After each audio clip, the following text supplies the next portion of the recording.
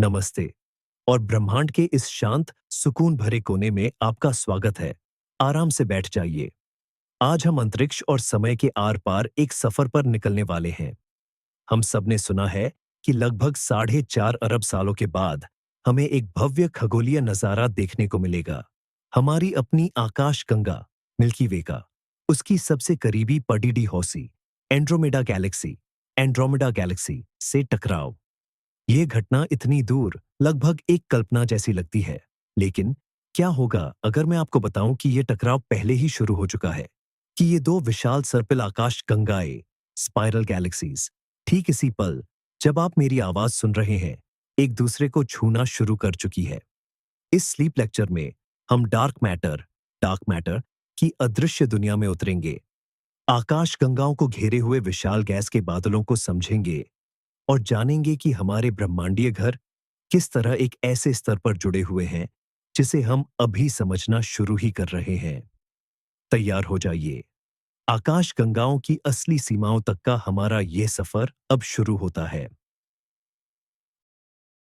इस पूरी घटना की भव्यता को समझने के लिए आइए पहले हम अपने ब्रह्मांडीय परिवेश का एक नक्शा तैयार करें। हम अकेले नहीं रहते। आकाश गंगा एक छोटे लेकिन आरामदायक आकाश गंगाओं के समूह का हिस्सा है, जिसे खगोलविद स्थानीय समूह लोकल ग्रुप कहते हैं। इसमें 50 से अधिक आकाश गंगाएं शामिल हैं, लेकिन उनमें से अधिकतर दो महाकाय गैलेक्सियों के छोटे धुंधले उपग्रह हैं।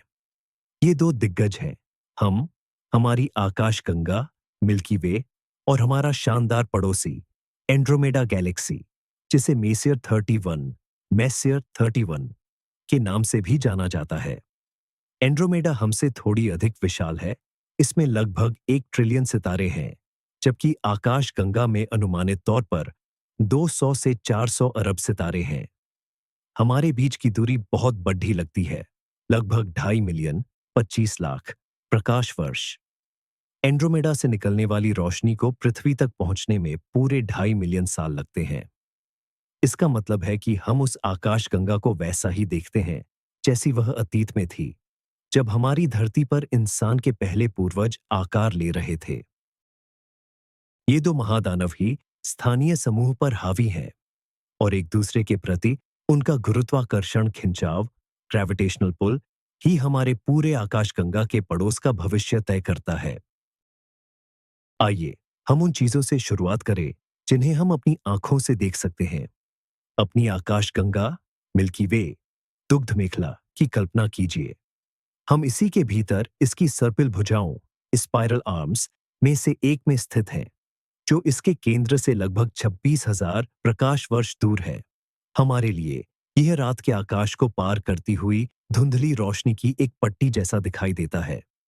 ये हमारे गैलेक्टिक डिस्क के अरबों दूरस्थ तारों का एक साथ मिलकर पैदा किया गया एकीकृत तेज है। इस दृश्यमान डिस्क का व्यास लगभग 1 लाख प्रकाश वर्ष है। यह एक विशाल और जीवन से भरपूर जगह है। यहाँ तारे जन्म लेते हैं और मरते हैं, ग्रहों का निर्माण होता है, और ठीक केंद्र में एक सुपरमैसिव ब्लैक होल छिपा हुआ है, जिसका नाम है सैजिटेरियस ए स्टार, जिसका द्रव्यमान हमारे सूर्य के द्रव्यमान से 4 मिलियन गुना अधिक है। हमारी आकाशगंगा एक जटिल और गतिशील प्रणाली है। यह पुराने तारों से बनी एक केंद्रीय बार, सेंट्रल बार, और कई सर्पिल भुजाओं से बनी है, जो युवा, गर्म और नीले प्रकाश से भरी हुई हैं। यह हमारा घर है, हमारी जन्मस्थली, और यह घर अंतरिक्ष में एक धीमी मगर अटल गति से आगे बढ़ रहा है, एक और भी अधिक विशाल ब्रह्मांडीय द्वीप गैलेक्सी के साथ गुरुत्वाकर्षण के नृत्य में शामिल होते हुए। गुरुत्वाकर्षण का यह नृत्य अरबों वर्षों से चल रहा है, और इसकी परिणति भौतिकी के नियमों द्वारा पूर्व निर्धारित है। आइए अब अपनी निगाहें अपने पड़ोसी पर टिकाते हैं, एंड्रोमेडा गैलेक्सी पर। अगर आप किसी ऐसी जगह पर हों जहां आसमान वाकई बहुत अंधेरा हो, शहरों की रोशनी से दूर, तो आप इसे नंगी आंखों से भी देख सकते हैं। यह एंड्रोमेडा तारामंडल में एक छोटे धुंधले धब्बे जैसा दिखाई देता है, लेकिन यह रूप धोखा देने वाला है। यह सबसे दूर की वो वस्तु है जिसे बिना किसी ऑप्टिकल उपकरण के देखा जा सकता है।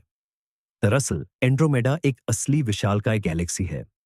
इसका दृश्यमान चक्र डिस्क 2,20,000 प्रकाश वर्ष तक फैला हुआ है, जो हमारी अपनी आकाश गंगा मिल्की वे के आकार से 2 गुने से भी ज्यादा है।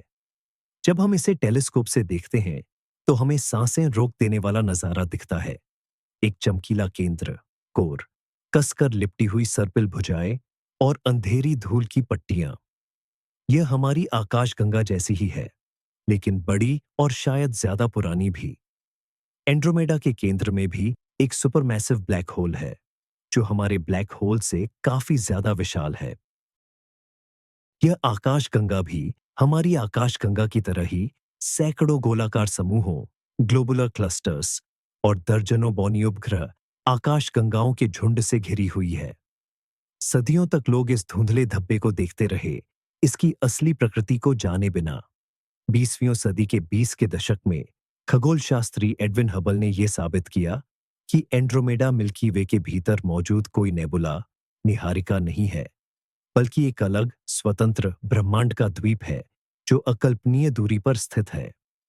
इस क्षण ने ब्रह्मांड के पैमाने स्केल के बारे में हमारी समझ को हमेशा के लिए बदल दिया। 2.5 मिलियन प्रकाश वर्ष। आइए इस आंकड़े को समझने की कोशिश करते हैं। एक प्रकाश वर्ष वह दूरी है जिसे प्रकाश लगभग 3 लाख किलोमीटर प्रति सेकंड की गति से यात्रा करते हुए एक वर्ष में तय करता है। यह लगभग 9.5 खरब किलोमीटर है। अब इस संख्या को 2.5 मिलियन से गुणा कीजिए। एंड्रोमेडा तक की दूरी इतनी विशाल है कि यह हमारी मानवीय कल्पना की सीमा से परे है। अगर हम मानव निर्मित सबसे तेज अंतरिक्ष यान वॉयेजर 1 की गति से भी यात्रा कर पाते, तो हमें एंड्रोमेडा तक पहुंचने में अरबों साल लग जाते। यह समय पूरे ब्रह्मांड की आयु से भी अधिक है। आकाशगंगाओं के बीच की जगह लगभग एक आदर्श शून्य वैक्यूम है। यहाँ पदार्थ का घनत्व उस बेहतरीन निर्वात से लाखों गुना कम होता है जिसे हम पृथ्वी पर बना सकते हैं। यह एक ऐसी दुनिया है जहां अंधेरा, ठंड और गुरुत्वाकर्षण ग्रेविटी का राज है। और यही गुरुत्वाकर्षण, वह अदृश्य शक्ति जो विशाल दूरियों पर काम करती है, आने वाले इस महान नाटक का मुख्य सूत्रधार है। हमें विभाजित करने वाली इस विशाल शून्यता के बावजूद यही शक्ति धीरे धीरे पर निश्चित रूप से इन दो आकाशगंगीय दिग्गजों को एक साथ खींच रही है। आखिर हमें कैसे पता चला कि एंड्रोमेडा हमारी तरफ आ रहा है, न कि हमसे दूर जा रहा है, जैसा कि ज्यादातर दूसरी गैलेक्सियां करती हैं? इसका जवाब हमें एक ऐसी परिघटना से मिला जिसे हम डॉपलर इफेक्ट के नाम से जानते हैं। आप इसका अनुभव रोजाना करते हैं। जब आपके पास से कोई एम्बुलेंस गुजरती है तो उसके सायरन की आवाज बदलती है। पास आते समय आवाज ऊंची हो जाती है और दूर जाते समय धीमी हो जाती है। रोशनी के साथ भी ठीक ऐसा ही होता है। अगर प्रकाश का स्रोत हमारी तरफ बढ़ रहा है तो उसकी प्रकाश तरंगों लाइट वेव्स की लंबाई सिकुड़ जाती है और वे स्पेक्ट्रम के नीले हिस्से की ओर चली जाती है। इसे ब्लू शिफ्ट कहा जाता है। और अगर स्रोत हमसे दूर जा रहा है तो ये तरंगें फैल जाती हैं और प्रकाश स्पेक्ट्रम के लाल हिस्से की ओर खिसक जाता है, जिसे रेड शिफ्ट कहते हैं। 20वीं सदी की शुरुआत में खगोल शास्त्री वेस्टस लाइफर ने एंड्रोमेडा से आने वाले प्रकाश के स्पेक्ट्रम का अध्ययन करते हुए कुछ चौंकाने वाला पाया। उन्होंने जिन ज्यादातर निहारिकाओं नेबुलाए का अध्ययन किया था, उनके विपरीत एंड्रोमेडा का प्रकाश नीले हिस्से की ओर झुका हुआ था। इसका मतलब सिर्फ एक ही हो सकता था। यह आकाशगंगा सीधी हमारी ओर बढ़ रही है। बाद में किए गए मापन ने इस गति को और स्पष्ट किया। यह लगभग 110 किलोमीटर प्रति सेकंड है, यानी करीब 4 लाख किलोमीटर प्रति घंटा। इस रफ्तार से तो हम 1 घंटे से भी कम समय में चांद पर पहुंच सकते हैं। लेकिन विशाल दूरी के कारण इस ब्रह्मांडीय यात्रा को पूरा होने में अरबों साल लगेंगे। एंड्रोमेडा आकाशगंगा की दूरी और उसके पास आने की गति को जानकर खगोलविदों ने दोनों के टकराने की संभावित तारीख का अनुमान लगा लिया है। हबल स्पेस टेलीस्कोप के वर्षों के डेटा पर आधारित सबसे सटीक गणनाएं बताती हैं कि दोनों आकाश गंगाओं का पहला करीबी गुजरना और उनके विलय की शुरुआत लगभग 4.5 अरब साल बाद होगी। ब्रह्मांड के पैमाने पर इसका क्या मतलब है? उस समय हमारा सूर्य मौजूद तो रहेगा, लेकिन यह कहीं अधिक चमकदार और गर्म हो चुका होगा, जो एक लाल दानव, रेड जायंट में बदल जाएगा। अगर तब तक पृथ्वी पर जीवन बचा भी होगा, तो वह असंभव हो जाएगा। लेकिन इस बात की पूरी संभावना है कि हमारा ग्रह स्वयं बचा रहेगा। उस ब्रह्मांड के लिए जिसकी आयु लगभग 14 अरब वर्ष है, 4.5 अरब वर्षों की यह अवधि काफी लंबी है, लेकिन अनंत नहीं। यह एक ऐसा भविष्य है जिसकी भविष्यवाणी उच्च स्तर के विश्वास के साथ की जा सकती है। यह भविष्य प्रकृति के मूलभूत नियमों का पालन करने वाले सितारों और आकाश गंगाओं की गति में लिखा हुआ है। मंदाकिनी, मिल्की वे और एंड्रोमेडा का भाग्य एक ही है, एक होकर एक नई और भी अधिक विशाल आकाशगंगा का निर्माण करना। आखिर इस महाविलय के दौरान क्या होगा?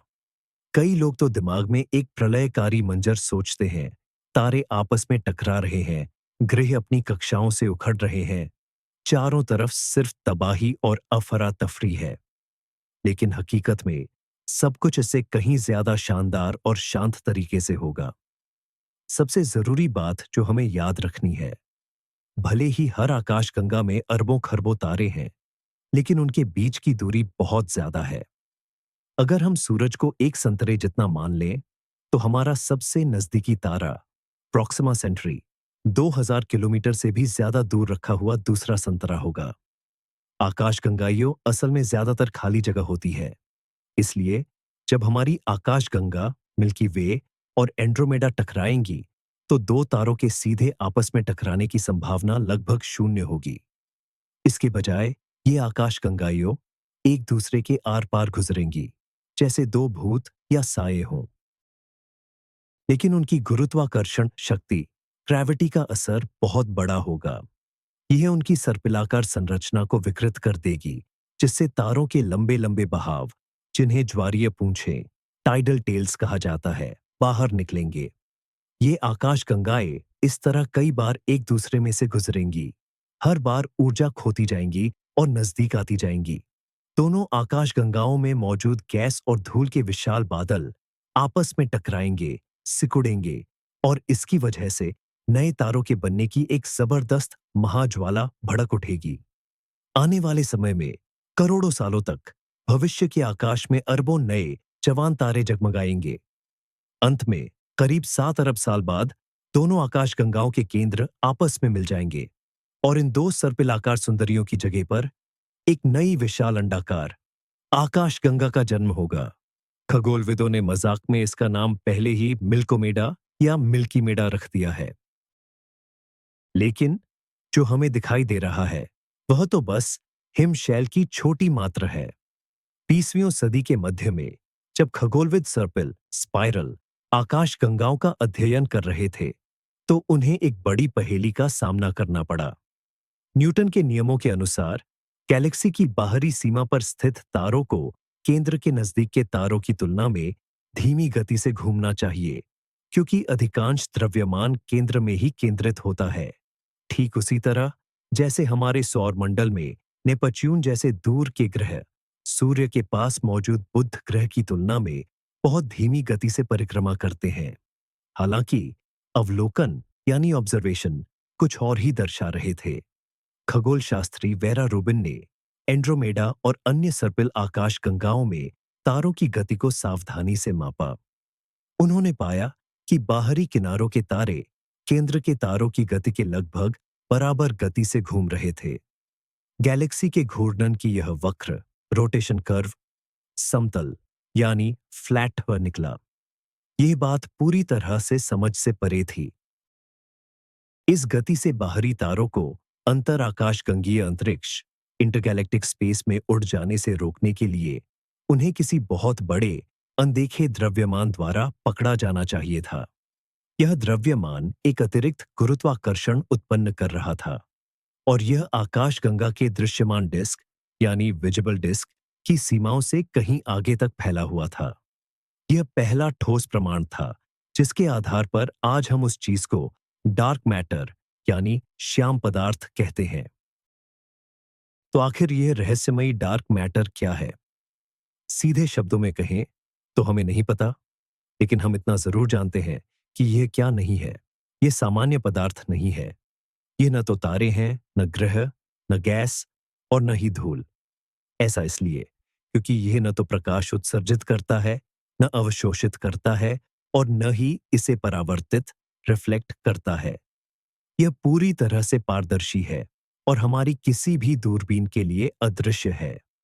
हम यह भी जानते हैं कि यह उन प्रोटॉन, न्यूट्रॉन और इलेक्ट्रॉन से नहीं बना है जिनसे वे सभी कण बने हैं जिन्हें हम अपने आसपास देख सकते हैं।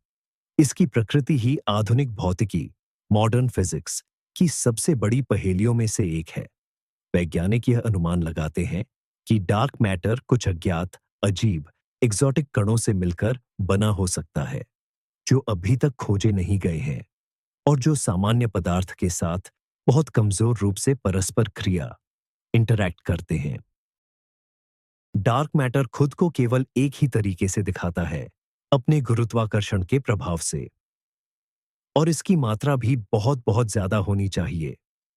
मौजूदा अनुमानों के हिसाब से ब्रह्मांड में मौजूद कुल द्रव्यमान, मास और ऊर्जा का केवल 5% हिस्सा ही सामान्य दिखाई देने वाले पदार्थ का है। लगभग 27% डार्क मैटर है और बाकी बचे 68% में और भी ज्यादा रहस्यमयी डार्क ऊर्जा है, जो ब्रह्मांड के तेज गति से हो रहे विस्तार के लिए जिम्मेदार है। इसका मतलब यह है कि जो आकाशगंगाएं हमें दिखाई देती है, वे डार्क मैटर से बनी विशाल, अदृश्य संरचनाओं, स्ट्रक्चर में सिर्फ छोटी-छोटी चमकती हुई बिंदु मात्र हैं।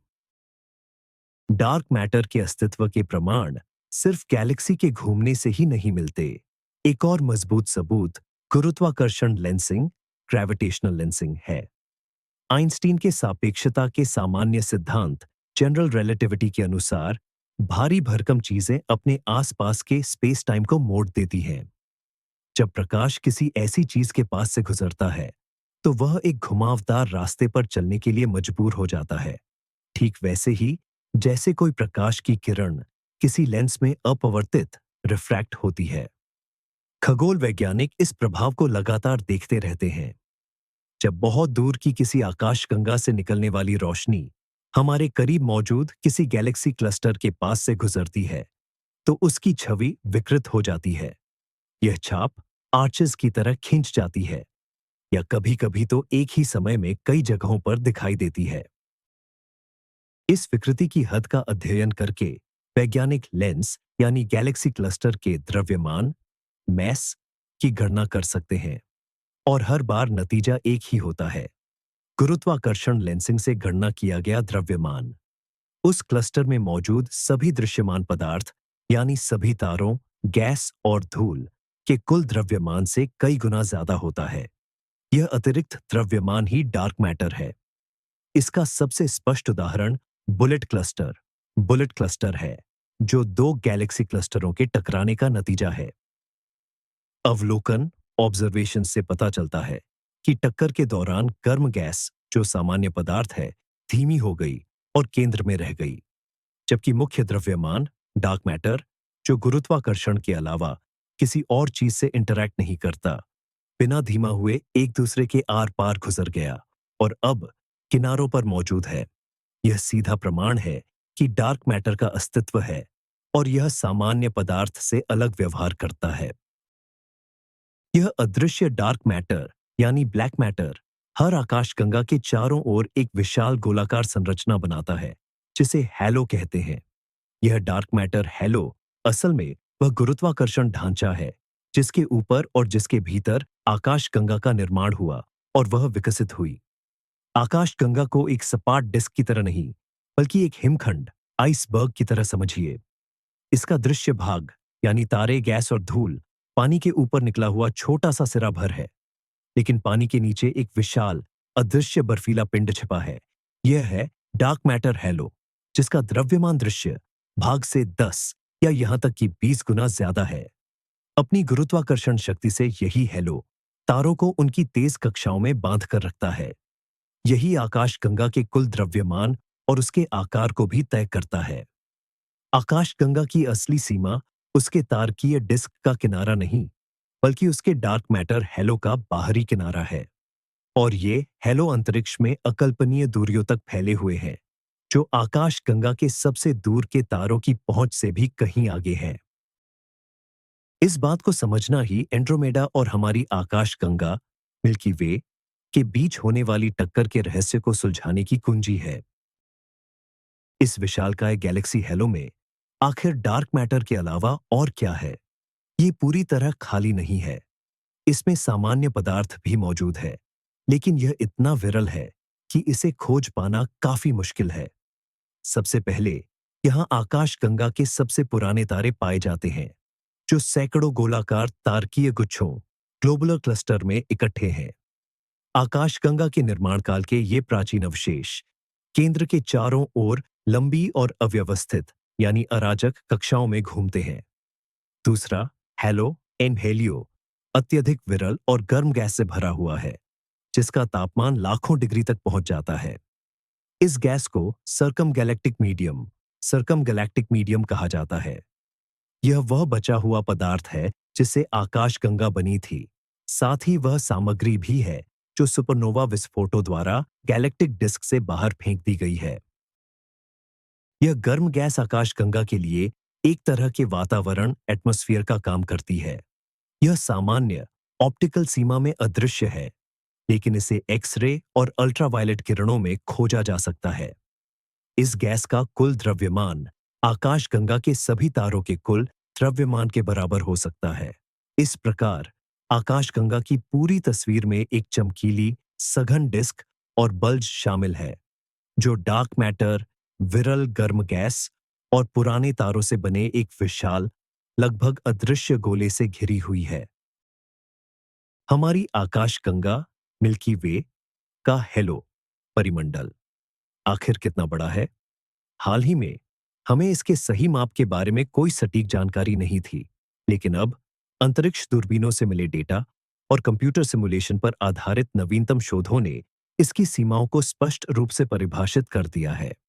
पता चला है कि मिल्की वे का हेलो आकाशगंगा के केंद्र से लगभग 1 मिलियन प्रकाश वर्ष, 10 लाख प्रकाश वर्ष की दूरी तक फैला हुआ है। मैं यह दोहराना चाहूंगा, 10 लाख प्रकाश वर्ष। यह हमारी दृश्यमान डिस्क के व्यास डायमीटर से 10 गुना ज्यादा है। अगर हमारा यह हेलो दिख रहा होता, तो ये रात के आकाश में पूर्णिमा के चंद्रमा से सैकड़ों गुना बड़ा क्षेत्र घेर लेता। हम सब इस विशाल अदृश्य बुलबुले के भीतर रहते हैं। हमारी सबसे करीबी उपग्रह आकाशगंगाएं यानी लार्ज और स्मॉल मैग्नेटिक क्लाउड्स हमारे इसी हेलो के बहुत अंदर मौजूद हैं और धीरे धीरे मिल्की वे द्वारा निगल ली जा रही हैं। यह संख्या 10 लाख प्रकाश वर्ष बेहद महत्वपूर्ण है। जरा एंड्रोमेडा से हमारी दूरी याद कीजिए। वह लगभग 2.5 मिलियन 25 लाख प्रकाश वर्ष है। यदि हमारा हेलो एक तरफ 10 लाख प्रकाश वर्ष तक फैला हुआ है, तो इसका मतलब है कि यह पहले ही हमारी पड़ोसी एंड्रोमेडा तक की लगभग आधी दूरी को कवर कर चुका है। और यही बात हमें सबसे बड़े सवाल की ओर ले जाती है। तो फिर खुद एंड्रोमेडा का हेलो आखिर कितना विशाल होगा? इस सवाल का जवाब ही दो आकाशगंगाओं के आगामी विलय को समझने की दिशा में हमारी सबसे बड़ी सफलता साबित हुआ। किसी दूसरी आकाशगंगा के अदृश्य हेलो प्रभामंडल का आकार मापना एक अत्यंत मुश्किल काम है। हम वहां कोई जांच यान प्रोब नहीं भेज सकते, न ही हम उसके सबसे बाहरी हिस्सों में मौजूद वस्तुओं के घूमने की गति माप सकते हैं। ऐसा इसलिए है क्योंकि या तो वे वहां हैं ही नहीं, या फिर वे इतने धुंधले हैं कि उन्हें देखा नहीं जा सकता। इसके लिए एक अलग और ज्यादा परिष्कृत तरीके की जरूरत थी, और खगोलविदों ने वह तरीका ढूंढ लिया। उन्होंने ब्रह्मांड की सबसे चमकीली वस्तुओं यानी क्वाज़ार्स का इस्तेमाल एक तरह की अंतरिक्षीय टॉर्च, कॉस्मिक सर्चलाइट्स के रूप में करने का फैसला किया। विचार सरल था। यदि बहुत दूर स्थित किसी क्वासर से आने वाली रोशनी को इस तरह निर्देशित किया जाए कि वह हम तक पहुंचते समय एंड्रोमेडा के संभावित हेलो से होकर गुजरे, तो इस हेलो में मौजूद गैस को कुछ खास तरंग दैर्ध्य वेवलेंथ्स पर उस रोशनी के एक हिस्से को अवशोषित कर लेना चाहिए। क्वासर के स्पेक्ट्रम में इन अवशोषण रेखाओं एब्जॉर्प्शन लाइंस को ढूंढकर हम यकीन के साथ कह सकते थे कि प्रकाश के रास्ते में एंड्रोमेडा से संबंधित गैस का एक बादल मौजूद था। एंड्रोमेडा के चारों ओर आकाश में मौजूद कई क्वासरों के साथ ऐसा करके बिंदुओं को जोड़ने डॉट टू डॉट के तरीके से उसके गैसीय हेलो की सीमाओं को आसानी से रेखांकित किया जा सका। तो आखिर ये क्वासर क्या है? ये जो अंतरिक्ष के प्रकाश स्तंभ कहलाते हैं। मूल रूप से क्वासर बहुत दूर स्थित किसी आकाशगंगा का सक्रिय केंद्र एक्टिव न्यूक्लियस होता है। इस आकाशगंगा के केंद्र में एक विशालकाय ब्लैक होल होता है जो अपने आसपास के पदार्थ जैसे गैस, धूल और यहां तक कि पूरे पूरे तारों को भी तेजी से निगलता रहता है। ब्लैक होल में गिरने से ठीक पहले यह सारा पदार्थ एक एक्रीशन डिस्क में तेजी से घूमना शुरू कर देता है। घर्षण फ्रिक्शन के कारण इस डिस्क में यह पदार्थ लाखों डिग्री तक गर्म हो जाता है और अविश्वसनीय रूप से चमकने लगता है। इसकी चमक इतनी तेज होती है कि हमारी सौर मंडल सोलर सिस्टम के आकार की यह छोटी सी डिस्क अपनी मूल आकाशगंगा के सभी तारों की कुल रोशनी से सैकड़ों गुना अधिक प्रकाश उत्सर्जित कर सकती है। क्वासर वे सबसे चमकदार और सबसे दूर स्थित पिंड है जिन्हें हम देख पाते हैं। ये हमसे अरबों प्रकाश वर्ष की दूरी पर मौजूद है। यही चीज इन्हें पृष्ठभूमि बैकग्राउंड के लिए एक आदर्श प्रकाश स्रोत बनाती है। अरबों वर्षों की यात्रा करके हम तक पहुंचने वाला इनका प्रकाश अपने रास्ते में मिली हर चीज के बारे में जानकारी साथ लाता है, जिसमें एंड्रोमेडा जैसी आकाशगंगाओं के बाहरी क्षेत्र हेलो में मौजूद गैस के बहुत ही महीन और विरल बादल भी शामिल हैं। इस महत्वाकांक्षी परियोजना को साकार करने के लिए खगोलविदों को एक विशेष उपकरण की आवश्यकता थी। ये उपकरण दूर के क्वासर से आने वाले पराबैंगनी प्रकाश को पकड़ने और उसे अत्यधिक सटीकता के साथ स्पेक्ट्रम में विभाजित करने में सक्षम था। यह उपकरण कॉस्मिक ओरिजिन स्पेक्ट्रोग्राफ, संक्षेप में सीओएस या सीओएस था, जिसे हबल अंतरिक्ष दूरबीन पर स्थापित किया गया है। सीओएस अब तक मानव द्वारा निर्मित सबसे संवेदनशील स्पेक्ट्रोग्राफों में से एक है। यह विशेष रूप से पराबैंगनी रेंज पर ध्यान केंद्रित करता है। ऐसा इसलिए है क्योंकि इसी दायरे में विरल अंतरगैलेक्टिक और परिगैलेक्टिक गैस में मौजूद विभिन्न रासायनिक तत्वों के आयन जैसे कि आयनित सिलिकॉन, कार्बन और ऑक्सीजन अपनी फिंगरप्रिंट यानी अवशोषण रेखाएं छोड़ते हैं। इस उपकरण की मदद से खगोलविदों ने एंड्रोमेडा आकाशगंगा के अदृश्य वायुमंडल में झांका और पहली बार उसके वास्तविक आकार को मापने में सफलता प्राप्त की। इस प्रोजेक्ट को प्रोजेक्ट इमिगा कहा गया, जिसका पूर्ण रूप है एंड्रोमेडा के आयनीकृत गैस अवशोषण का मानचित्र, Andromeda's ionized gas absorption map. Notre Dame university के निकोलस लेहनर के नेतृत्व में खगोलविदों की टीम ने 43 क्वासर चुने जो आकाश में एंड्रोमेडा गैलेक्सी के केंद्र से अलग अलग दिशाओं और अलग अलग दूरियों पर स्थित थे।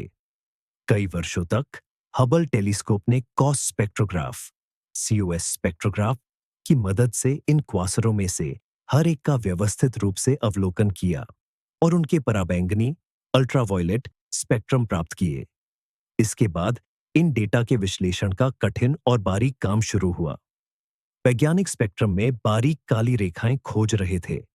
ये वो निशान थे जो बताते थे कि क्वासर का प्रकाश गैस द्वारा आंशिक रूप से अवशोषित हो गया है। यदि ये रेखाएं उन क्वासरों के स्पेक्ट्रम में मौजूद थीं जो आकाश में एंड्रोमेडा के करीब थे लेकिन दूर स्थित क्वासरों में अनुपस्थित थीं, तो यह सीधा प्रमाण होता कि गैस वास्तव में एंड्रोमेडा के प्रभामंडल हेलो का हिस्सा है। यह एक तरह की कॉस्मिक टोमोग्राफी थी, जहां इस अदृश्य संरचना को स्कैन करने के लिए एक्सरे की जगह क्वासरों के प्रकाश का उपयोग किया गया। परिणाम चौंकाने वाले थे। वैज्ञानिकों को एंड्रोमेडा के चारों ओर लगभग हर दिशा में हल्की और आयनित गैस के निशान मिले। लेकिन सबसे महत्वपूर्ण यह था कि वे यह पता लगाने में कामयाब रहे कि यह गैसीय प्रभामंडल कहां तक फैला हुआ है। कुछ दिशाओं में यह एंड्रोमेडा के केंद्र से 2 मिलियन प्रकाश वर्ष की दूरी तक पहुंच गया था, लेकिन औसतन इसकी त्रिज्या लगभग 1.3 मिलियन प्रकाश वर्ष थी। इस आंकड़े ने हमारी पूरी समझ को बदल दिया। जरा हिसाब लगाइए, हमारी आकाशगंगा मिल्की वे के आभामंडल की त्रिज्या लगभग 1 मिलियन प्रकाश वर्ष है। एंड्रोमेडा के आभामंडल की त्रिज्या लगभग 1.3 मिलियन प्रकाश वर्ष है और इन दोनों आकाशगंगाओं के केंद्रों के बीच की दूरी लगभग 2.5 मिलियन प्रकाश वर्ष है।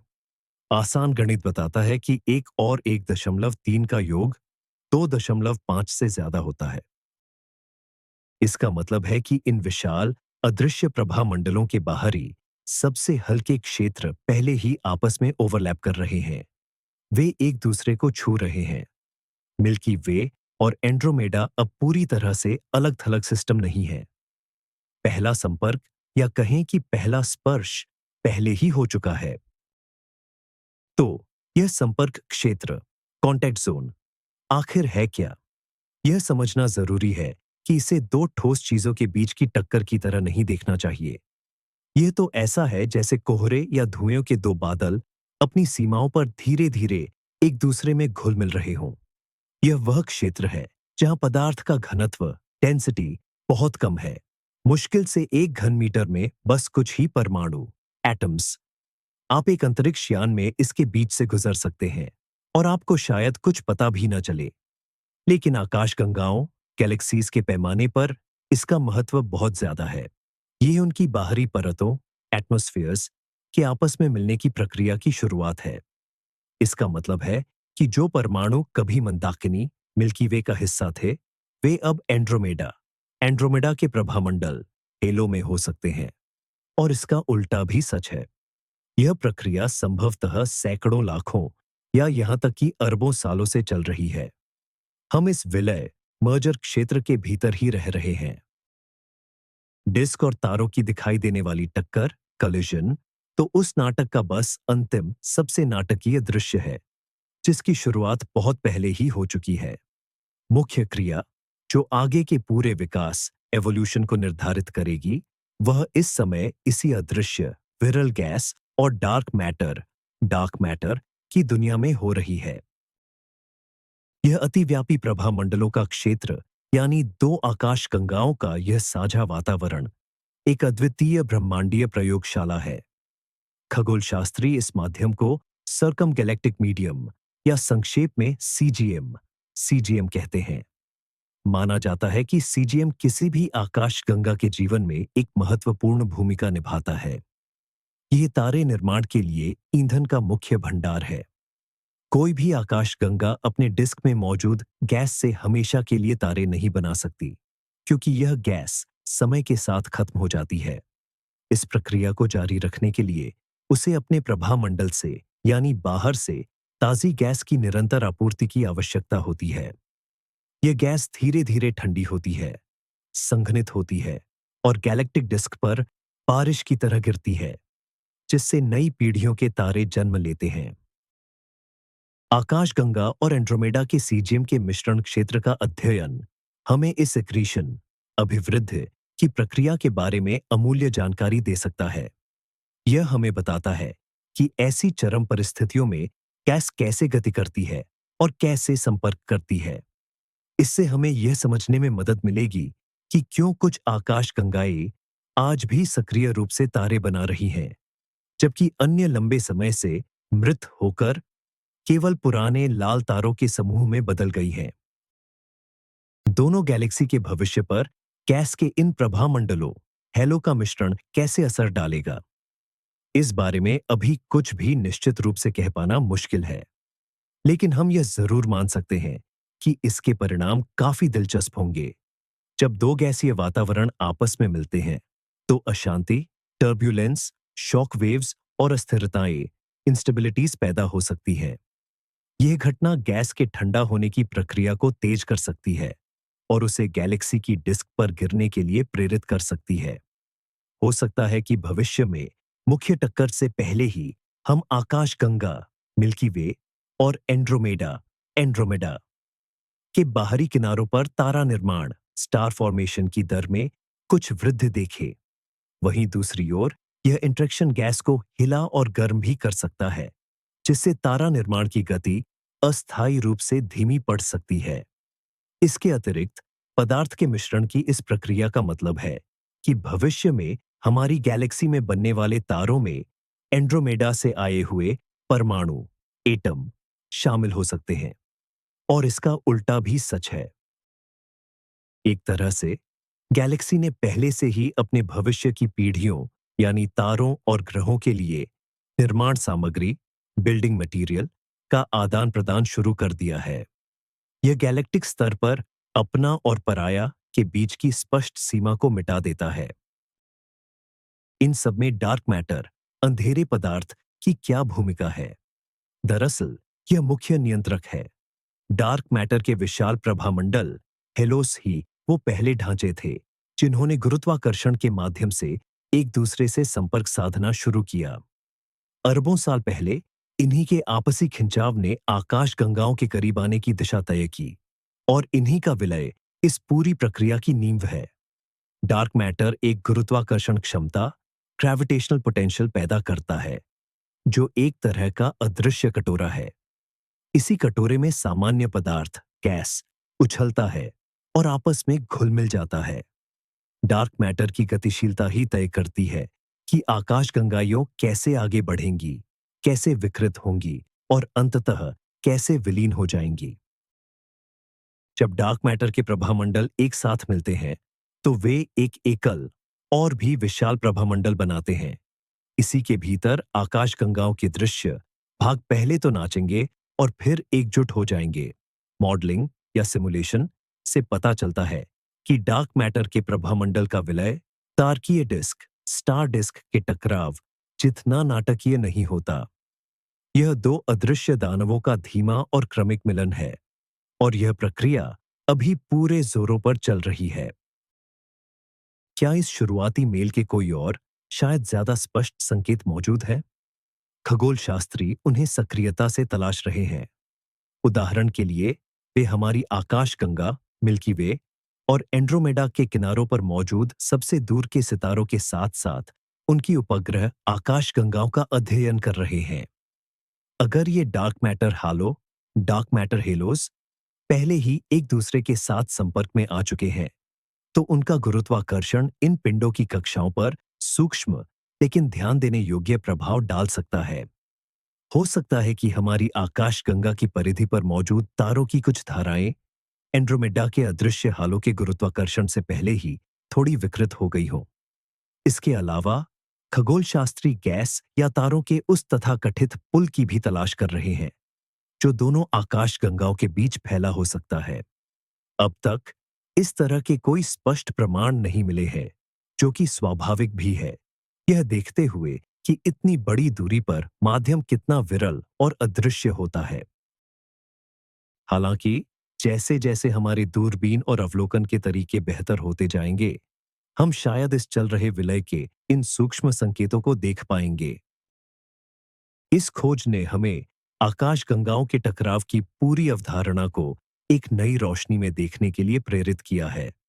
पहले हम इसे भविष्य में किसी निश्चित समय पर होने वाली एक पृथक घटना मानकर चलते थे, लेकिन अब हमें यह ज्ञात हुआ है कि यह कोई घटना नहीं, बल्कि एक सुदीर्घ प्रक्रिया है। यह वह प्रक्रिया है जो पहले तारे के मिलने से बहुत पहले ही आरंभ हो जाती है।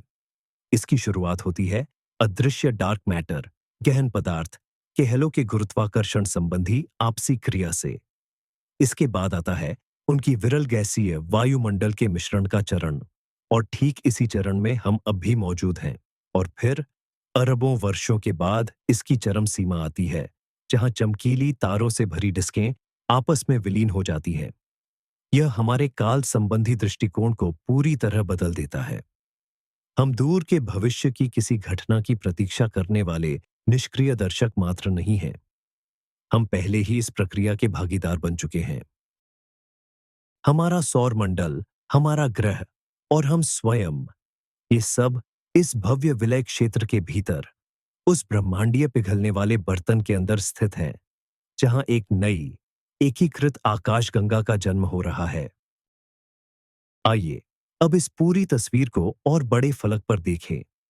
इस ब्रह्मांडीय नृत्य में आकाशगंगा और एंड्रोमेडा ही अकेले कलाकार नहीं हैं। हमारे स्थानीय समूह में एक तीसरा खिलाड़ी भी है, ट्रायंगुलम आकाशगंगा, जिसे मेसियर 33 भी कहते हैं। यह हमारे समूह की तीसरी सबसे बड़ी सर्पिल आकाशगंगा है। यह संभावना है कि फिलहाल यह एंड्रोमेडा का उपग्रह है। इसका भविष्य भी इन दोनों विशालकाय आकाशगंगाओं के भविष्य से जुड़ा हुआ है। पूरी संभावना है कि जब आकाशगंगा और एंड्रोमेडा का विलय होगा, तो ट्रायंगुलम आकाशगंगा भी उस प्रक्रिया में शामिल हो जाएगी और अंततः नवगठित मिल्कोमेडा में समा जाएगी, या शायद इसे दूर की किसी कक्षा में धकेल दिया जाएगा। इसके अलावा आकाशगंगा और एंड्रोमेडा के चारों ओर घूमने वाली दर्जनों बौनी आकाशगंगाएं भी इस टकराव की प्रक्रिया में शामिल होंगी, ठीक वैसे ही जैसे दो टकराते हुए छत्तों के आसपास मधुमक्खियां मंडराती हैं। अंततः अरबों खरबों वर्षों के बाद पूरा स्थानीय समूह सिमटकर एक ही विशालकाय अंडाकार आकाशगंगा में बदल जाएगा, जो अपने सभी छोटे पड़ोसियों को पूरी तरह से निगल चुकी होगी। लेकिन कहानी यहीं खत्म नहीं होती। हमारा लोकल ग्रुप भी कोई अकेला या अलग-थलग ढांचा नहीं है। यह विर्गो सुपरक्लस्टर नामक एक और भी बढ़ी संरचना का हिस्सा है, और विर्गो सुपरक्लस्टर स्वयं लानियाकेया नामक एक विशाल महासमूह सुपरक्लस्टर का भाग है, जो ब्रह्मांड के सबसे बड़े ढांचों में से एक है। ये सारी संरचनाएं यूं ही बेतरतीब ढंग से नहीं फैली हुई हैं, बल्कि ये मिलकर वह चीज बनाती है जिसे खगोलविद कॉस्मिक वेब, ब्रह्मांडीय जाल कहते हैं। जरा कल्पना कीजिए एक विशाल त्रिआयामी 3D जाल की। इस जाल के धागे या तंतु डार्क मैटर के बने हैं। इन्हीं तंतुओं के साथ साथ गैस बहती है, जो आकाशगंगाओं को पोषण देती है, और इन तंतुओं के मिलन बिंदुओं पर सबसे घने हिस्सों में हमें आकाशगंगाओं के समूह क्लस्टर मिलते हैं। आकाशगंगाएं इस ब्रह्मांड के भीतर कोई द्वीप नहीं है। वे तो अदृश्य ब्रह्मांडीय राजमार्गों के किनारे बसे हुए चमकते हुए शहर हैं। एंड्रोमेडा के साथ हमारा विलय महज एक स्थानीय घटना नहीं है। यह कॉस्मिक वेब के विकास की एक व्यापक प्रक्रिया का हिस्सा है, जहां समय के साथ छोटी संरचनाएं विलीन होकर या जुड़कर और भी विशाल और भी घने ढांचों का निर्माण करती हैं। यह खोज भविष्य के शोध के लिए कौन सी नई संभावनाएं खोलती है? ये संभावनाएं बहुत विशाल हैं। सबसे पहले हमें प्रभामंडल के इस अतिव्यापन क्षेत्र हेलो ओवरलैप जोन का एक और विस्तृत नक्शा बनाने की आवश्यकता है। इसके लिए हमें गैस के वितरण, तापमान और रासायनिक संरचना का त्रि-आयामी चित्र प्राप्त करने हेतु और भी अधिक क्वासरों का अवलोकन करना होगा। अंतरिक्ष और जमीन पर स्थित दूरबीनों की नई पीढ़ी इसमें हमारी मदद करेगी। जेम्स वेब अंतरिक्ष दूरबीन अपनी अभूतपूर्व इंफ्रारेड संवेदनशीलता के कारण इस वातावरण के सबसे ठंडे और धुंधले घटकों का अध्ययन करने में सक्षम होगा। साथ ही यह आकाशगंगाओं के बाहरी किनारों पर मौजूद सबसे दूर के तारों को भी देख पाएगा, जिनकी गति पड़ोसी प्रभामंडल के गुरुत्वाकर्षण प्रभाव को उजागर कर सकती है। भविष्य के विशाल जमीनी दूरबीन, जैसे कि अत्यधिक विशाल दूरबीन, एक्सट्रीमली लार्ज टेलीस्कोप (ELT), और भी अधिक विस्तृत स्पेक्ट्रम प्राप्त कर सकेंगे, जो हमें इस गैस की गतिशीलता के बारे में बताएंगे। इसके अलावा हम अपने मामले को और भी बेहतर ढंग से समझने के लिए आकाशगंगाओं के विलय के अन्य उदाहरणों का अध्ययन कर सकते हैं। ब्रह्मांड इस पूरी प्रक्रिया के विभिन्न चरणों में ऐसे उदाहरणों से भरा पड़ा है। उदाहरण के लिए प्रसिद्ध एंटीना आकाशगंगाएं दो आकाशगंगाओं का एक जोड़ा है, जो वर्तमान में भीषण टकराव के द्वार से गुजर रही है। हम उनमें लंबी ज्वारीय पूंछें और सक्रिय तारा निर्माण के क्षेत्र देखते हैं। यह सब कुछ मिल्की वे और एंड्रोमेडा का भविष्य में इंतजार कर रहा है। ऐसी प्रणालियों का बारीकी से निरीक्षण करके हम विलय की हमारी कंप्यूटर मॉडलिंग की सटीकता को जांच सकते हैं और उसे परिष्कृत कर सकते हैं। एंड्रोमेडा के साथ हमारे समान ही नजदीकी चरण में मौजूद अन्य आकाशगंगाओं के जोड़ों का अध्ययन करके हम उनमें उनके हेलो हेलो के परस्पर क्रिया के संकेत खोजने का प्रयास कर सकते हैं। इससे यह पुष्टि होती है कि हमारी यह खोज कोई अपवाद नहीं है, बल्कि आकाश गंगाओं के विकास का एक सामान्य और सार्वभौमिक नियम है। अरबों साल बीत जाने के बाद जब यह पूरा विलय खत्म हो जाएगा, तब हमारे स्थानीय समूह की जगह केवल एक बहुत बड़ी दीर्घवृत्ताकार आकाशगंगा मौजूद होगी। इसमें न तो वो खूबसूरत सर्पिल भुजाई में होंगी और न ही सक्रिय रूप से नए तारे बन रहे होंगे। यह खरबों पुराने लाल रंग के तारों का एक विशाल गोलाकार समूह होगी, जो बेतरतीब कक्षाओं में एक केंद्रीय नाभिक के चारों ओर घूम रहे होंगे। वो जगह जहां मिल्की वे और एंड्रोमेडा के विशालकाय ब्लैक होल भी आपस में मिल चुके होंगे। तब तक हमारा सूर्य भी कब का बुझकर एक श्वेत वामन व्हाइट ड्वार्फ बन चुका होगा। लेकिन अगर कोई उस भविष्य की आकाशगंगा से आसमान की ओर देखता, तो उसे एक बिल्कुल अलग नजारा दिखाई देता। आज हमें जो मिल्की वे की परिचित पट्टी दिखती है, उसकी जगह आसमान हर तरफ तारों से ज्यादा भरा हुआ और एक समान लगता। और हाँ, ये नजारा पहले से कहीं ज्यादा अकेला होगा। ब्रह्मांड के तेजी से हो रहे विस्तार के चलते बाकी सभी आकाशगंगाएं दृश्यता की सीमा से बहुत दूर निकल चुकी होंगी, और हमारी यह नई एकीकृत आकाशगंगा इस खाली और अंधेरे ब्रह्मांड में पूरी तरह अकेली रह जाएगी। तो फिर इसका हमारे लिए इस पल क्या महत्व है?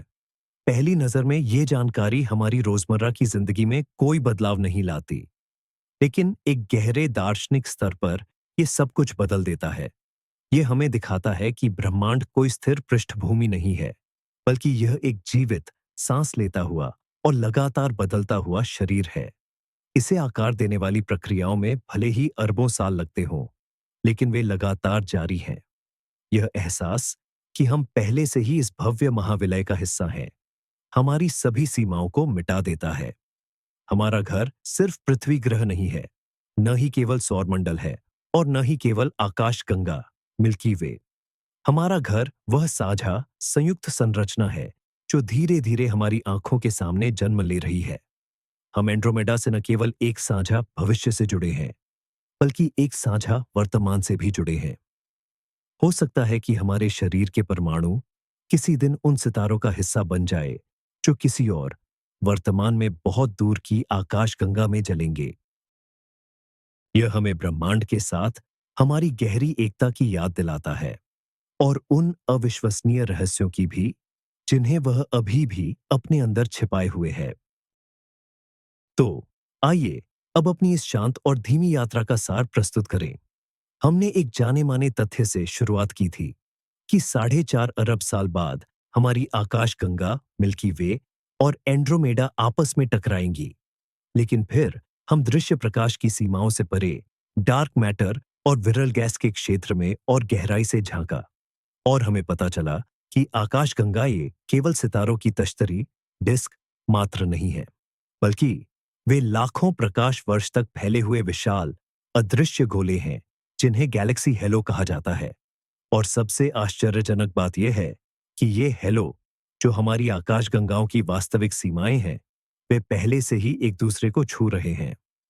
टक्कर भविष्य की कोई घटना नहीं है, यह एक ऐसी प्रक्रिया है जो अभी चल रही है। हम और आप इस ब्रह्मांडीय विलय कॉस्मिक मर्जर के ठीक केंद्र में पहले संपर्क के क्षेत्र में जी रहे हैं। यह विचार एक साथ मंत्रमुग्ध कर देने वाला है और हमें किसी सचमुच विशाल चीज का हिस्सा होने का एहसास कराता है। ब्रह्मांड के इन अदृश्य कोनों की खोज में मेरे साथ समय बिताने के लिए धन्यवाद। मुझे उम्मीद है कि यह यात्रा आपके लिए शांत और ज्ञानवर्धक रही होगी। यदि आपको यह चर्चा पसंद आई है, तो कृपया लाइक करें और चैनल को सब्सक्राइब करें, ताकि आप अंतरिक्ष की नई कहानियां मिस न करें। और अब, इससे पहले कि आप पूरी तरह से नींद में खो जाए, मैं आपसे एक सवाल पूछना चाहता हूं। आपको क्या लगता है, यह अदृश्य डार्क मैटर हमसे और कौन से अविश्वसनीय रहस्य छिपाए हुए है? अपने सबसे साहसी विचार कमेंट्स में जरूर साझा करें। शुभ रात्रि और मीठे सपने देखें।